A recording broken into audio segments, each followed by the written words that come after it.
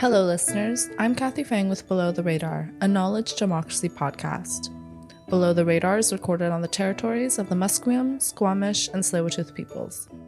On this episode of Below the Radar, our host Am Jahal is joined by Ghinwa Yassine, a Lebanese anti-disciplinary artist whose work confronts the ideological and patriarchal systems that she grew up in, while exploring collective feelings and what it means to be a marked body. Am and Ghinwa discuss her recent multimedia installations and ongoing artistic research into gestural agency and freedom. Enjoy the episode. Hello, welcome to Below the Radar. Delighted that you could join us again this week. We have a very special guest. Ghinwa Yassine is with us. Welcome, Ghinwa. Thank you. Yeah, Ghinwa, why don't we start with you introducing yourself a little bit? Yeah, so my name is Ghinwa Yassine, or Ghinwa, and I'm from Lebanon. I refer to myself as an anti-disciplinary artist, and I mostly work with multidisciplinary multimedia installations, video performance, and most of my work is narrative-based. So I do a lot of writing. Why don't we start with that term, anti-disciplinary? Seems like problematic. You sound like a troublemaker. So maybe if you could just share what you mean by anti-disciplinary artist. It's so funny because ever since I had that in my email signature, I would get, even from people I don't know, I would get like, oh, I like your title. Like they get all excited about it. I'm like, okay. It opens a conversation, which is nice. So the first time I heard this term, I was actually in a class. We were talking about ethnography. And this term started mostly with the discipline of ethnography because there was this tendency to not want to just, with the Western gaze, document these other populations or peoples. And through just the writing, observing and writing. And then there was a lot of, practices of filming, drawing, or even comics among ethnographers and anthropologists. But I remember when I read this, it just like hit me, like I just knew that I identify with this word a lot without necessarily digging deep into it yet. And it's just like as if there was this category that I identified with and that felt right. And I realized that obviously I have a big discomfort around mastery and just having to fit in one discipline where you lose the freedom to explore the potential of the intersections of things. And that's always has been how I work. So part of it is the need to explore these areas that are not necessarily afforded by, up till recently, by institutions, academic institutions where, you're supposed to specialize in things, especially coming from a non-art background into art and feeling like I still feel entitled to make art, even though I'm not an artist by training. And I was struggling with this whole idea of having to have a degree to somehow fit into something. And I feel like the mastery also comes from a very colonial place of there's a lot of, lineages in different disciplines of where you need to be, the competition that's usually very male-led. And I think that describes. Yeah, there's a really great book by Julietta Singh, who's been on our podcast before around rethinking mastery. That's quite good, and it was really interesting speaking with her about it. Now, you came to SFU to do a master's, but I'm wondering if you could speak a little bit too. Before your arrival here, of course, you lived in other places and you were doing lots of other things before, and wondering if you could speak a little bit to your time prior to your arrival in Vancouver. Yeah. So I grew up in Beirut. I was born in 84. At the end of 84, it was still civil war. I stayed there till I guess I was 23, 24, and moved to Saudi Arabia to move in with my ex-husband at the time. This was my first rupture from my home country, and also I guess that the first time someone moves, there's always some kind of rupture. And then I lived there for about 2.5 years. It was really tough in terms of the culture and the restrictions on women at the time. I did have a beautiful job. I was teaching graphic design at the time. I had just graduated, but then somehow ended up teaching at a university level. And I was teaching a school, a really good design school, but it was all women. And I did work a little bit there. And I remember women had to hide if like inspection comes. We were not allowed to work in non-segregated places. So there was a room for women to hide in case an inspection comes. And I remember like feeling scared all the time. So anyway, I had really terrible mental health issues, maybe the only time in my life where I struggled really hard. And then we managed to move to Dubai, where my ex was working before Saudi Arabia. And it's funny because I was following like the provider at the time and like feeling that something's wrong, but not having the agency to kind of fight that. And then I always knew I wanted to go to Europe and I wanted to study there before falling in love and getting married and all that. And so I left Dubai and went alone to study in the Netherlands. I did my first master's there in video design, which was really open, like no courses, you could do whatever you want. And I ended up doing my first video installation. And maybe my best so far, I don't know, but it just didn't get exposure because it was this huge project, like big room with suspended furniture, and there was no way to transport it and move it, etc. And then I wanted to stay there, but I had an accident. And then I left back to Dubai. I wasn't happy to have to go back because of health. I like fractured my spine. I needed help. And then I worked a bit again in the design industry because there's no art like support for artists or grants in the Arab world in general, or most grants come from outside. I still don't know how to navigate that or where to make art in Dubai, where everything is so corporate. And I was still like, again, unhappy and I wanted to move again. And then the only stable option was going to be immigration. And so I applied to immigrate to Canada and we got it right away because of my like high English grades or whatever, like master's degree in French education and all that. It was really easy and simple. And I came here and then I was like, okay, I need to learn about the art scene. I need to know how to enter the art scene, how it works here. And I don't want to do design anymore. I was so unhappy being a designer. At that time, I was just like having physical pain every time I would go behind the computer. And I had a 1.5-year-old daughter. I was like, I'm going back to school. So I just, visited the 3 schools here, UBC, Amlikar, and SFU. And I knew I needed to go to SFU. So I only applied to SFU. And I got in and I've been just making art since then. And I separated and so much happened. I'm wondering if you could talk just a little bit, that transition from, working in graphic design, doing other things. And, I having lived in the Middle East for a year as well, it's like quite common for somebody to be a journalist, artist. And, people are doing 3 or 4 different things because of just the nature of forms of resistance, the desire to express those kinds of things. And here things tend to be a lot more siloed in terms of the different things that people take on. Yeah. I remember getting in trouble at that design firm I used to work at. It was like this multinational branding agency, really big. And it's funny because when I was being interviewed, they're like negotiating the salary and they're like, this company is a school, you're going to learn so much. I'm like, if I wanted to go to school, I would go to school, because labor laws in the Arab world, no, nothing. And like, especially for a woman, like you earn way less than a man.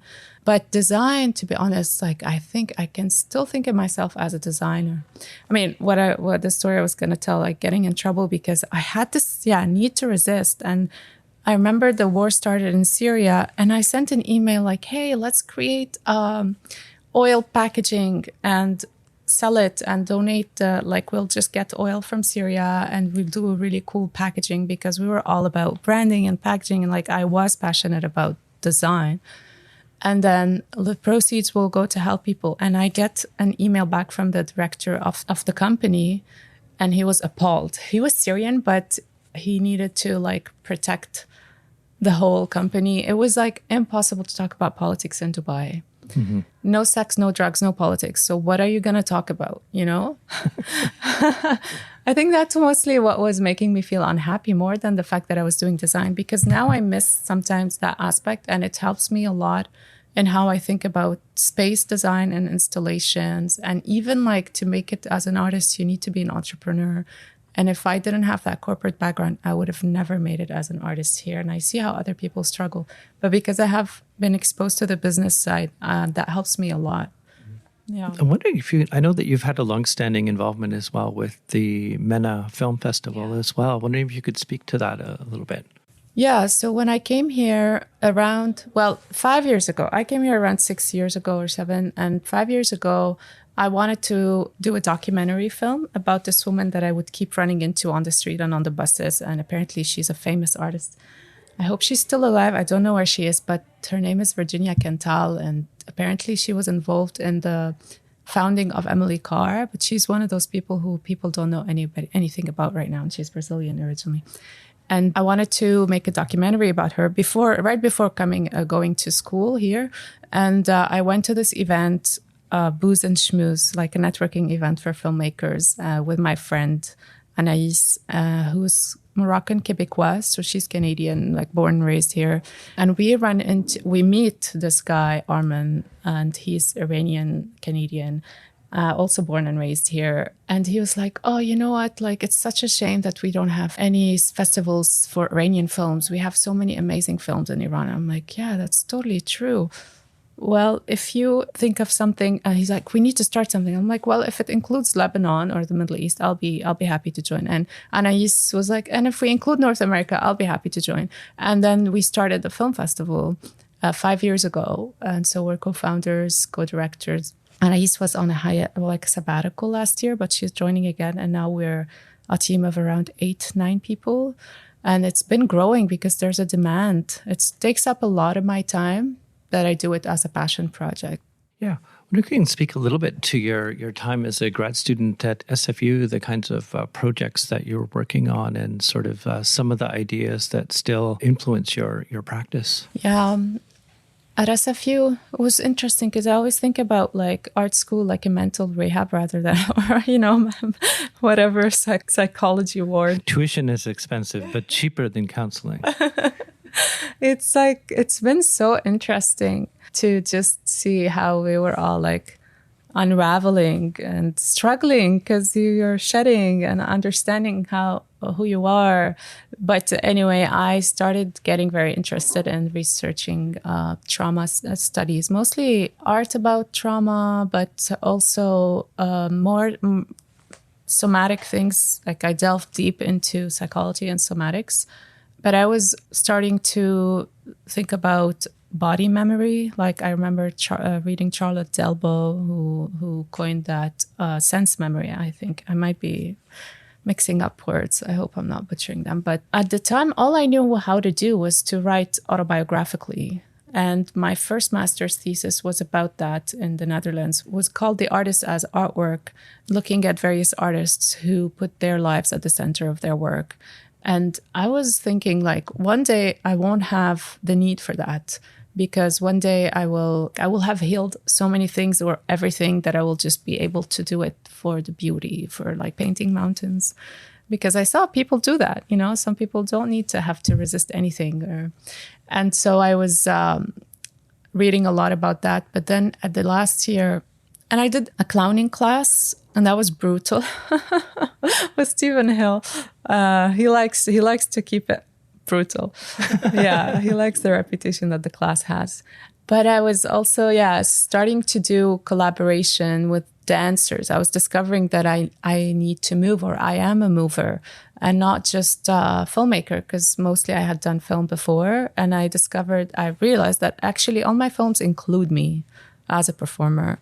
And I give myself the permission to just have fun, and collaborated with a dancer, Luciana Fortes, twice. And we had little shows in the city here. And at the end of the program, when COVID started, that's when I was thinking about my graduation project and what I wanted to do, and starting to read about phenomenology and gesture, more about embodiment. And then the uprising started in Beirut, 2019. And there was this video that went viral of a woman giving a man a sidekick in the crotch on the streets. And he was armed. He was a bodyguard of some politician. And her name is Malak Alawi. And everybody was just arrested by this video, and they turned it into illustrations, different kinds of illustrations. The picture was everywhere. People were putting it as an avatar, and then it became the icon of the... Some people refused to call it revolution. I still think it was a revolution in the sense that it turned into a feminist revolution. Because for the first time, we were only seeing on the street more women than men, and women playing various roles. And I knew I wanted to do something with this icon because, first of all, I was witnessing an icon in the making. And as a woman, as a person with a woman's body, I was feeling mirrored in a way. I even thought about how I would never be able to do that, even if I had a black belt in karate, and that woman had some kind of, black belt in something. I don't remember, but she was a trained martial artist. And I knew it was going to be forgotten, and I wanted to somehow seize it and maybe immortalize the moment, because it was a big moment that I was witnessing. And I just decided to get obsessed with the sidekick. So apparently this politician came to the street towards the protesters to be like, oh, hey, I'm with you, I'm going to support you. And they were angry, and they were like, no, get away from here. And his bodyguard, to protect him, tried to shoot his rifle in the air. And at that moment, this woman came out of nowhere and just gave him the perfect sidekick. That used to be the finishing move of Bret the Hitman Hart, a professional wrestler, the sidekick. Yeah, and at the time I had no relationship with the sidekick itself, but I started training with my personal trainer to do the sidekick and to understand how it works. And I asked people, friends, women from Lebanon about if they ever kicked a man in the crotch. And some said we did it, I kicked my dad figuratively. And then this other woman said, I actually did the same thing in the same area in a different protest years ago. She was in a protest and a man groped her, and she has a black belt in karate. That's my best friend. And she intuitively turned and kicked him, and he fell on the floor, and she looked and she got so scared and she left and started running. And I was thinking, what makes one person able to defend themselves and another unable to defend themselves? And what is this embodied agency? And that's when I think I coined this term. I still haven't seen it anywhere else, but it's like gestural agency or agentic gesture. I was looking at these archival images, and I just was probably looking at pictures for 2 months, just pictures and sourcing them. And that turned into another project. But my graduation project was the Kick Queen. It was called Kick Queen because Malak was nicknamed the Kick Queen. I created this kind of fictional, semi-fictional narrative because I like mixing fact and fiction. And that was related to COVID, because when COVID started, when I was working on this project, the protests stopped. People had to leave and go back home. And then they got fed up again and they went down to the street. So there was this constant, cycle of interruption. And I was witnessing here people feeling completely disrupted, where I was feeling very safe because I'm very used to schools closing because there is bombing, businesses going bankrupt because there is bombing, your dreams going on a hiatus because there is bombing. So for me, COVID was just almost this image of here progress is possible and time is linear. I remembered my friends in the Netherlands saving for their retirement at the age of 19, where this is something we would never think about in Lebanon. And I just imagined the scenario where when the kick happens, when the foot touches the crotch, a portal opens where time becomes linear and progress is possible, and where any woman who's ever hit a man on the crotch exists in this kind of fantastical realm. And that turned into an installation. Yeah. Mm-hmm. Coming from where you do, where the cycle of political protest or unrest or the breaking out of conflict and war is sort of ever present. And the notion of resistance takes the body out in different ways. There's the being out in physical protest. There's the act of momentarily hiding and being away, or these aspects of what you call the somatic forms of resistance. But it marks itself in the body in various ways, through trauma, through scarring, through memory. And as you think through your work, like this one particular project, but you've worked in so many different ways in terms of trying to elevate or make visible the politics in a different form by taking the body into public space in a different way. Yeah. So after that project, I knew that I needed to work more on this idea of embodied agency and to look at the bodies of women in the pictures. That's why I started to look at a lot of archival images, and I worked with them for the first time. And I made this project called How Far Can a Marked Body Go? Which turned into an performance, a long performance, my first. I didn't expect that to happen. It just happened. And then a film as well.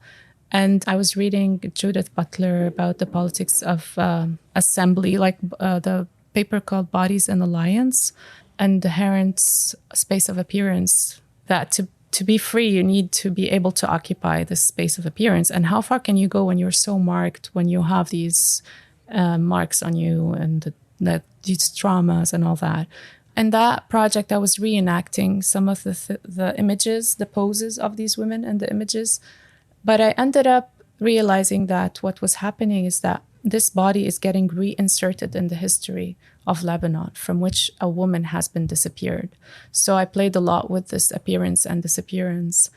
And, there's this other project a long time ago I worked on at school, which was about the Ashura, because I grew up Shiite Muslim. And for the Shiites, their whole ideology is based on trauma, that they narrate the story of being assassinated by their family, more or less, the other Muslims who became the Sunni when there was a schism, and that they were literally stabbed in the back.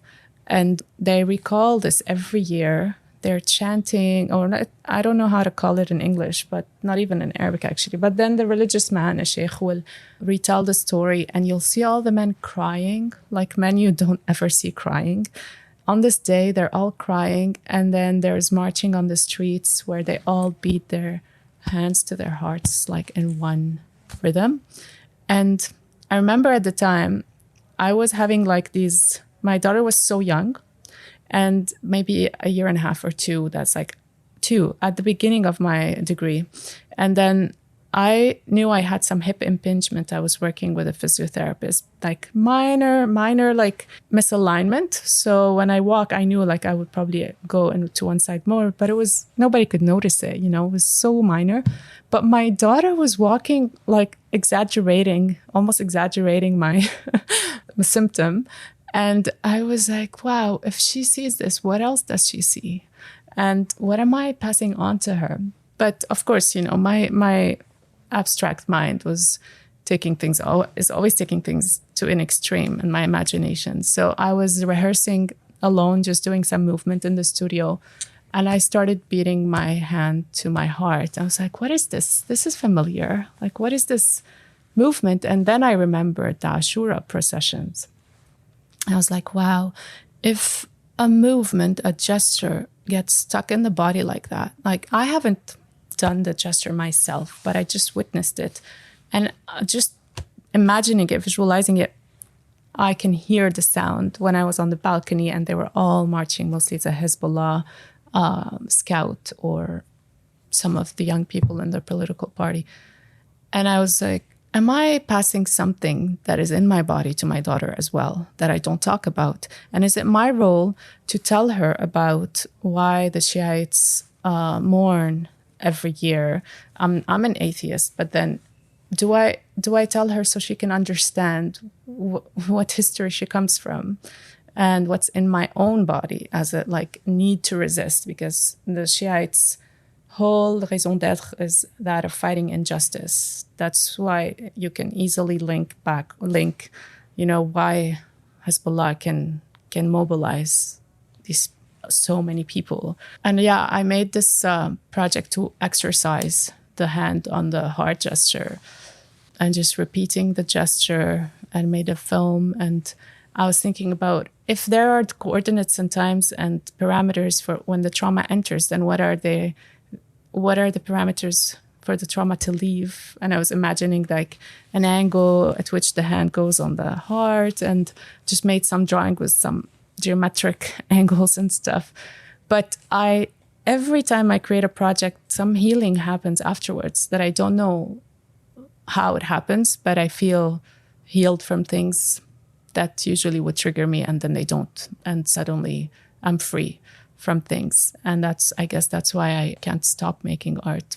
You mentioned Judith Butler and this sort of body coming into appearance, the kind of politics of being in public space. When we were talking earlier before the interview a few days ago, you had mentioned something from Maggie Nelson around exhaustion. And I'm wondering if you could speak a little bit to these notions of exhaustion that are built into some of your works. I do remember reading something like, we care so much that you can't care anymore, or something like that. Or at least that's how I relate to it, especially since the recent events on Gaza, when they started happening. And I had been shielding myself from the news for a long time, but this time it was impossible to shield myself. It was like a moral, responsibility. But at the same time, I was triggered.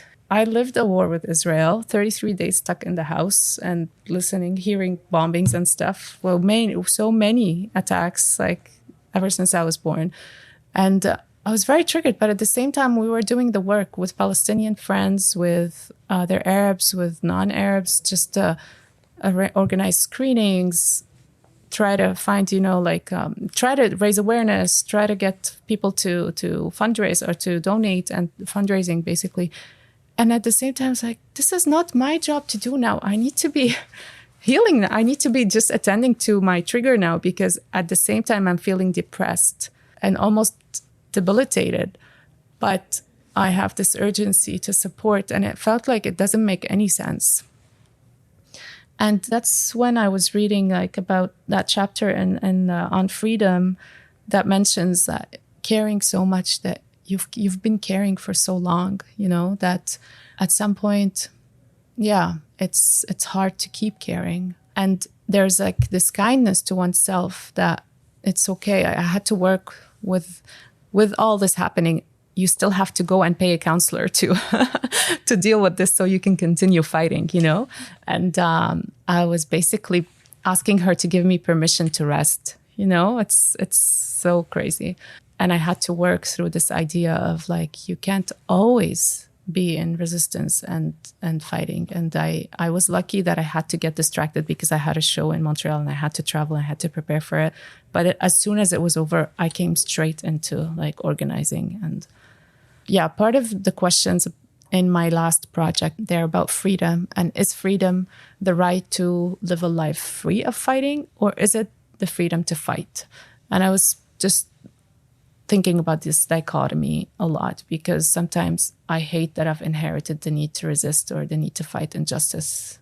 Yeah, Howard Cagle in his book on resistance talks a little bit about this concept of the capacity to resist. But I suppose what comes up in it is also the kind of the burden to resist and what that does to the body, and all the kind of implications that follow. I'm wondering if we could speak maybe a little bit to some of your artworks where you take up these questions in ways. And I guess maybe before I go there, this question of producing work that emanates from your own background, your own history, from a place, but also in the way that art circulates from a place like Vancouver to the way it plays back to where you're from. Something happens in the translation and the movement of these ideas. I'm wondering, from your perspective as the artist making the work, how that comes back to you, how the kinds of things that you go through as the work circulates and gets interpreted through various registered, either through the field of contemporary art or through people with the lived experience of conflict and other places, and how that reception feels to you. I feel like, as I was saying, it's an urgency. I have no choice but to include my life, because it's not an individual thing. An individual story somehow represents a whole social realm. I'm just an example. I'm sometimes even I don't mind mixing my story with something else, turn it into a different story or a bigger story, more relevant story. So to get out of the personal and to be able to include more people without necessarily claiming to represent them. That's a part that has been a challenge for me. When I did the performance, How Far Can a Marked Body Go? It ended up as this very long voiceover, which was a story about how women in Lebanon have been disappeared from the history books. And I knew that there was a challenge to portray the woman as a, weak, struggling within patriarchal systems in a place that can co-opt that. And again, that could feed into Islamophobia or Arab racism and all these things. And yeah, if I was living in Lebanon, maybe I would be creating different things as well. So I think the context of where I am, and I think maybe that is, a lot of artists can relate to that where you're at dictates almost what you end up making in your art. So in the beginning of the performance, How Far Can a Marked Body Go? I started with almost like a little disclaimer, kind of urging people to listen from a distance, to not listen with their usual, Western gaze or whatever gaze. It's something that we always, I guess, women from, say, patriarchal places, they would say that, we're healing. We don't need this pity, or we don't need that our process gets dictated, but by what either colonizing countries or Western politics or whatever that is, others thinks that's the way to solve our problems. I think any solution should come from the people involved. And so, yeah, I felt the responsibility to both say that I'm talking about these women who protested, but I did not protest. So I'm telling a story about them that does not include me. So just to clarify my positionality. And I'm always clarifying that if I'm talking about things that happened to Lebanon, I'm talking as a person who witnessed them from a distance. And that really affects the work when you witness things from a distance. In different ways. I wouldn't be able to say exactly how it affects the work, Through the help of the Below the Radar research department, I was able to watch your work, Ironing Board. I'm wondering if you could speak a little bit to that one. Yeah. Every now and then I'll allow myself to do something for fun. And it's very liberating. I think it's very important to do that. But also fun for me is means that I'm not looking for a fun, playful thing as much as I'm allowing my intuition to guide me without going into academic mode and research mode, because mostly I'm research-based.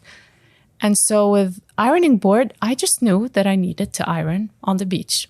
And I didn't know what the story was going to be about. And before, I had just come from a little trip to Montreal, and I woke up in this Airbnb alone. And that was rare at the time, to be away from my daughter and my ex-husband. And I have the time to be alone. And recently moved very far from Lebanon, because I think distance and how much distance is really, it works strangely, because it's almost how deep you go into your subconscious is relative to how far you go from home. And as if they kind of feed into each other. The further I go, the more things come out from the deep, deep, deep. Anyway, I woke up in Montreal, and then I started writing this poem in Arabic. And I don't usually write in Arabic. And the poem was really heavy. I was like, whoa, it was about gender. And as if, my baby self woke up somehow and said, by the way, I always knew I was bisexual, and you'd never allowed me to, and was angry at my mom. The poem was really angry at my mom. And I wrote it. And then when I filmed the ironing, I tried that poem on it. And I was playing with a combination of text and image. So I wanted to try different texts on the video. And I also just started writing intuitively. And what came out was a really long story. And it explained to me why I had this intuition to iron. So I grew up, my dad, he was from a very poor family, and his parents would sell vegetables and fruits.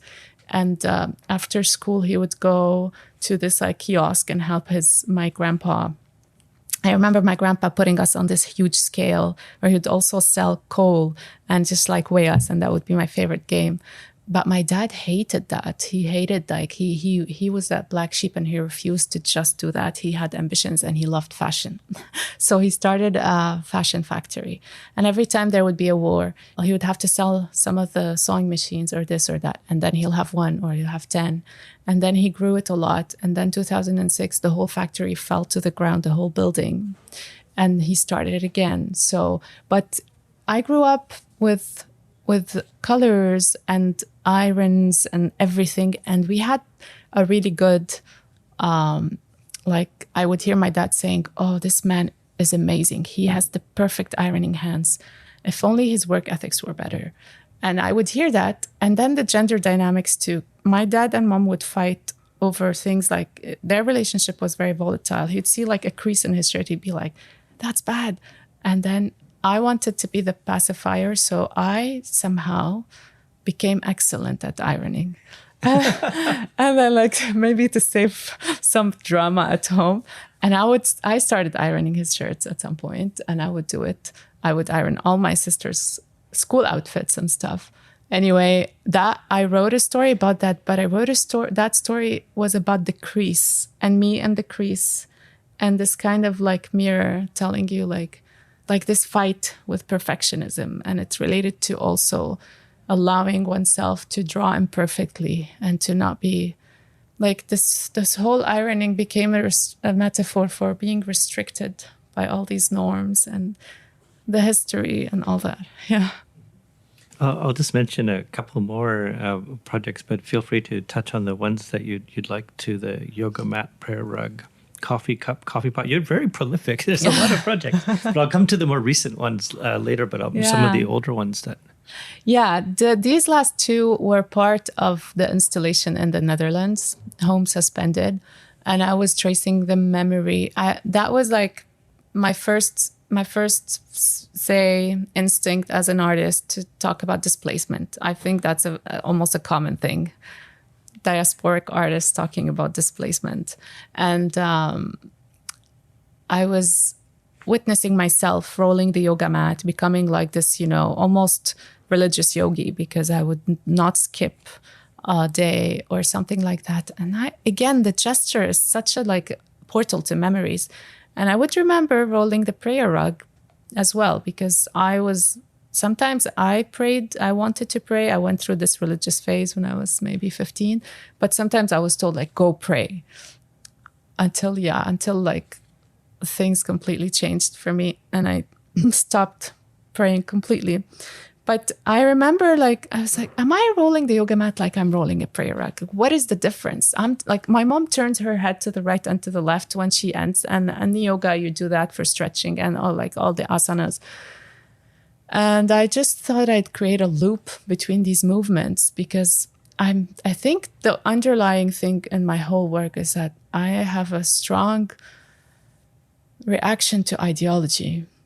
This doesn't sit well with me. So anything that turns dogmatic, I try to challenge. But at the same time, I know that once you grow up in a place where there's ritual, dogma, perfectionism, and that's specific to my home, not just my culture, and discipline, it's really hard to undo these things. So even as an atheist or as an artist, I still have similar relationships with discipline as I would have maybe if I was a religious Muslim. They just go in different directions. I think that's my personal quest, me deconstructing these tendencies.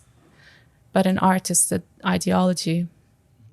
You'd mentioned some of these other projects, but I'm wondering if you can speak a little bit more to them. How far can a marked body go? And when you pour something, it carries the memory of its mold.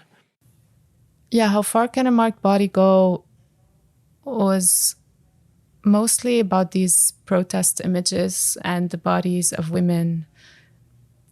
When I worked on this project, that's when I thought, okay, I'll take it far, not just thinking about icons and image and the kick queen, but also now it's time to interview the protesters.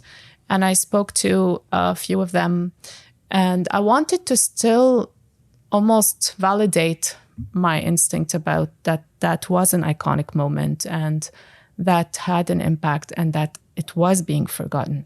And that was all validated by what they were saying. And now when I tell people, Lebanese women, about this, they're like, oh yeah, that woman who kicked the guy, like they have to scratch their brains.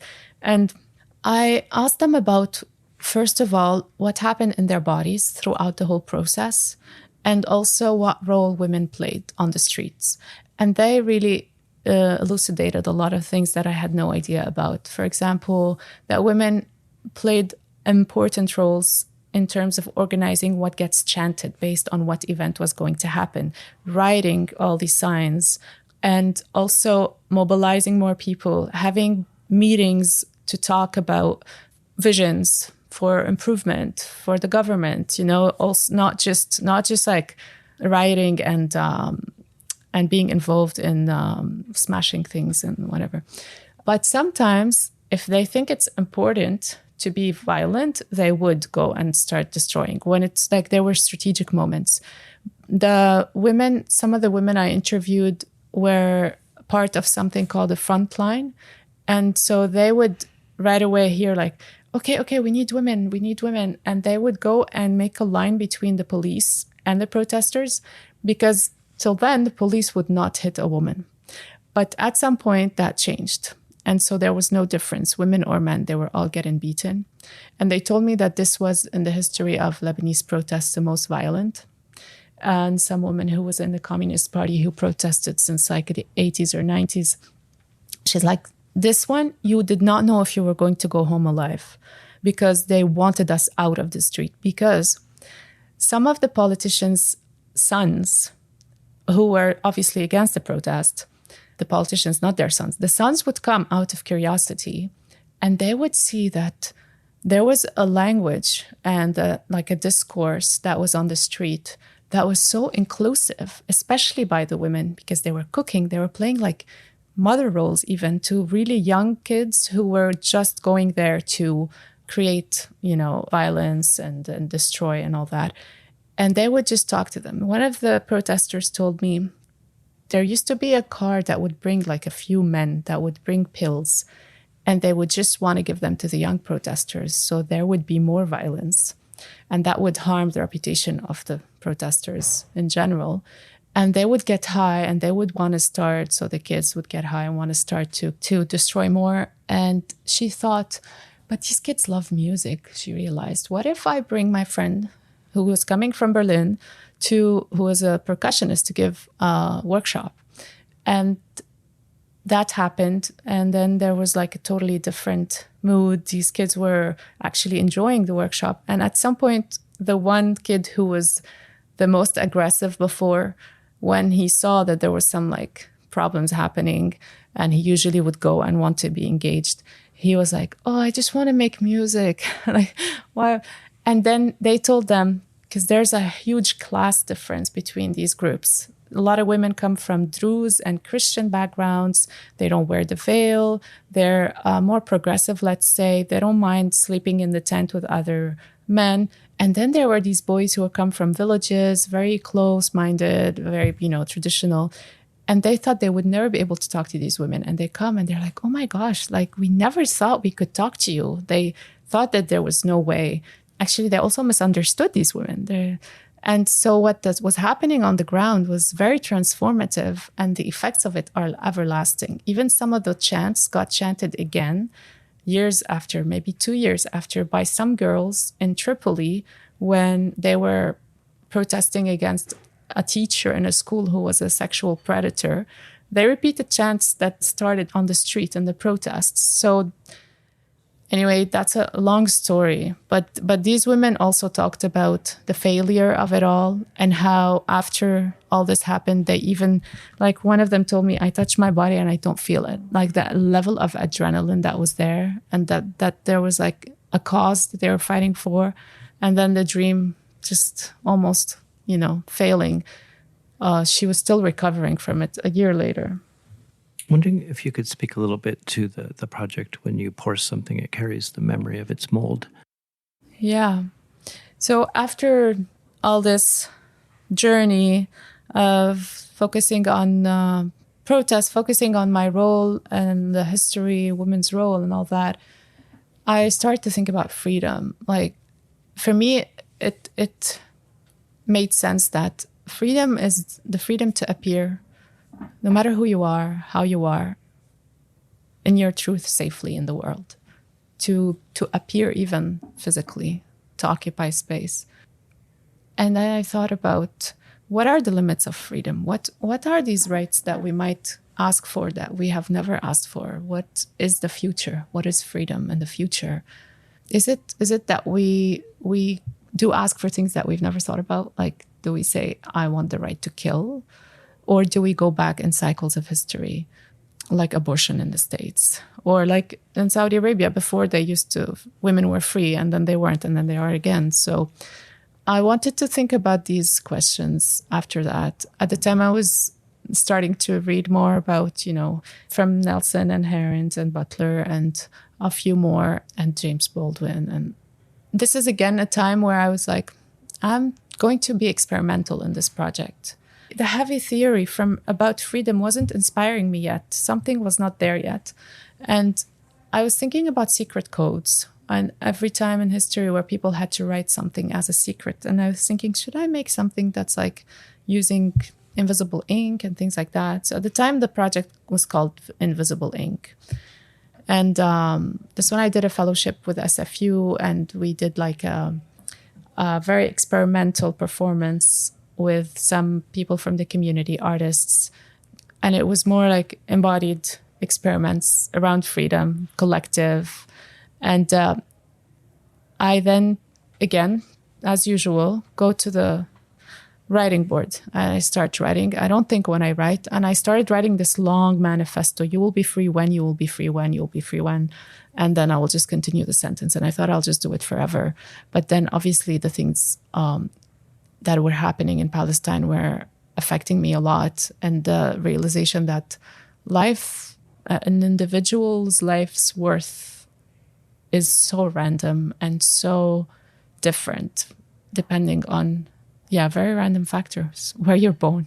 You don't decide what your worth is. I remember when we used to have wars with Israel, for every soldier we would free, Israeli soldier hostage, they would like free 100 of Lebanese. That's almost the balance of value of life. And I started writing more little blurbs about things that have to do with identity as well. I didn't expect to do that because I was moving away from, like, more and more away from identity. Well, I can't say that. I don't think I could say that. But that was maybe my hope.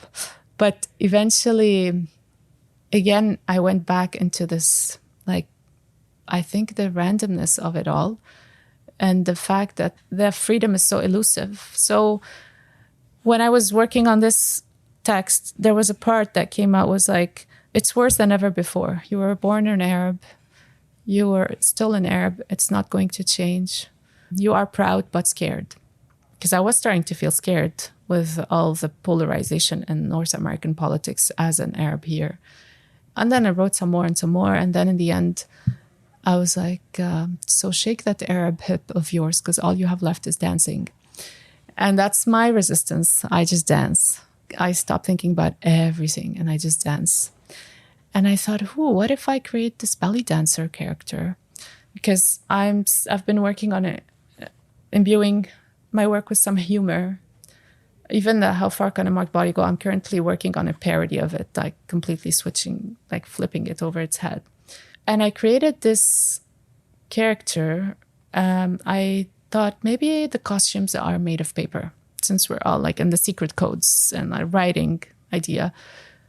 I created, with the help of Natasha Dennison, who's a costume designer and dancer, also went to SFU, some paper costumes like The System, The Belly Dancer, and Religion. Their performance, I made 3 short films, the performative films, and they're just like moving very minimally. I wanted the belly dancer to only be able to move her hip because that's the signature aspect of belly dancing, but none of them is dancing. Because I'm not a dancer and I don't want to dance in my project, but I do move. And it somehow became a language itself, the gestures isolated and just repetition. Yeah. Wondering if you could speak to, what you're working on now or in the near future. Yeah. So now, actually, when you pour something, is also these huge resin sculptures. So it's 3 films and 4 sculptures, and all the text that I wrote, I hid in the sculptures, and I made them a little too blurry for you to read. So they're resin and they're translucent, and you have to go close to read them.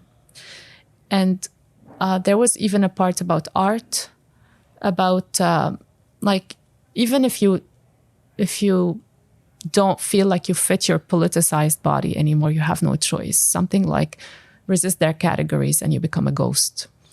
And that text, it just opened in Montreal early this month, and some folks came, two young artists, I believe they're siblings, Filipinas, and they came kind of crying.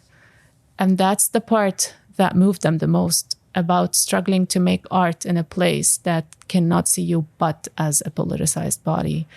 I think when I'm making art, I'm never thinking about how people would relate, but then I end up being surprised because the people who relate are not just the Arab women or Lebanese women or queer women, or it's a lot of different people. And another Amanda, who's of African heritage, came in Montreal. I just met her then at the exhibition, and she told me it was so liberating to see a work that does not fit into one discipline. And again, I'm not really planning this, but I love how the work always, the meaning of it comes after the audience encounter it, and they tell you, different people will tell me things. I'm like, oh, I should start using that, But yeah, I'm right now remaking How Far Can a Marked Body Go? I hired Aryo Hakpour, and he's an amazing artist here. And I just felt like the type of humor he displays, although I haven't worked with him before,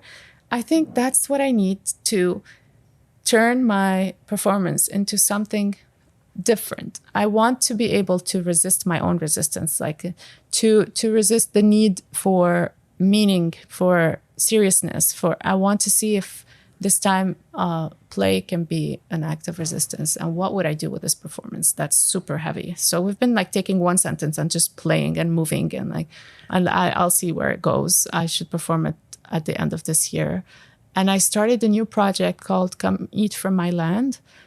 I'm struggling to start because it's supposed to be filmed in June in Lebanon, and my parents' village, where I would go a lot growing up. And I still, whenever I visit, we go to the village as well. And this is my ancestral village, where I would see my grandpa tilling the soil and planting and watering.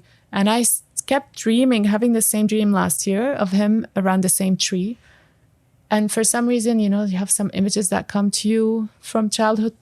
One of them for me is just there's a really tall wall near the stairs that take you up to the rooftop in my grandpa's old village.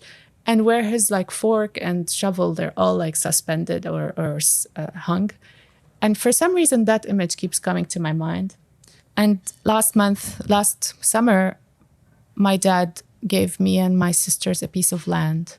And I went to sign the papers. And at the time, I knew I wanted the land just because it connects me to my grandpa. And I somehow still feel so connected to him. He died in a car accident. He died too young. And I feel like there's no closure there. And I wanted to create a work about what it means to own land.